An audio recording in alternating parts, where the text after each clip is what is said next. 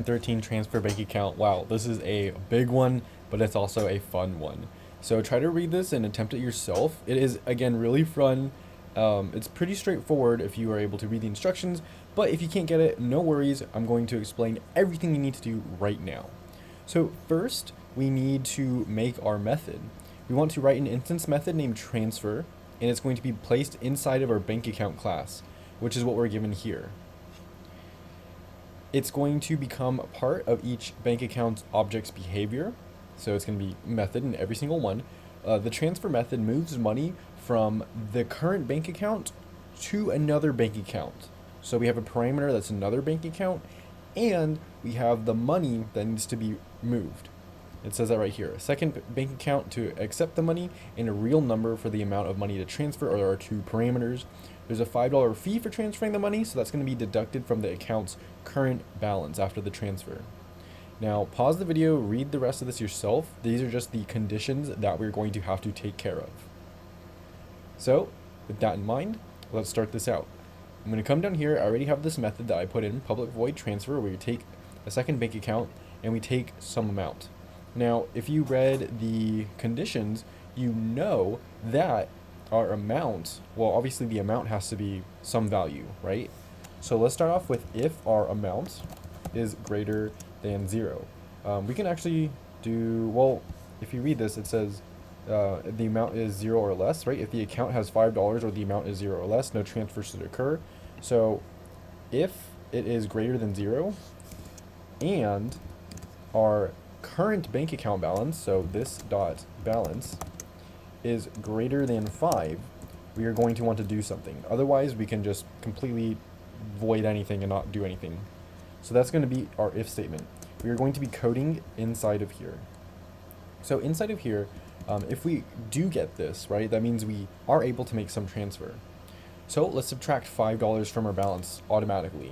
This is going to happen every single time we want to make a transfer, right? That's the first thing that happens. So this dot balance minus equals to 5. We're taking $5 off of our current balance. Now let's do a check. There's two conditions, right? If our amount that we want to transfer is greater than our balance, then we have to obviously only transfer the account balance. We can't transfer more than what we have. And then if our balance is greater than the amount, then we just have to withdraw a certain amount. We have these methods in here that we're going to make use of. So read these. Make sure we use deposit and withdraw. So we'll start off with if our amount, so the amount we want to transfer is greater than our current balance, which is this dot balance, then we're going to be inside of here. And what we're going to want to do is what we want to deposit into our second account is not the total amount, because we don't have that much, but we want to deposit the total balance. So we're going to do account to dot deposit. So we're depositing into this next account, and then we're going to do this dot balance, so we get our balance. And then we'll just do our withdrawal. So we'll do this dot withdraw. And the reason why I'm using so many of this is because I just find it to be good practice when we're calling fields or functions within our method. And you can also distinguish between this is using a method from our different class versus the one that we are currently in. So this dot withdrawal, we want to take out our balance. So this dot balance. So we're taking that out. And that's pretty much it for this condition. Otherwise, we're going to be in here, and this is for if our amount is less than our balance. You can do this in else if also, and that works as well.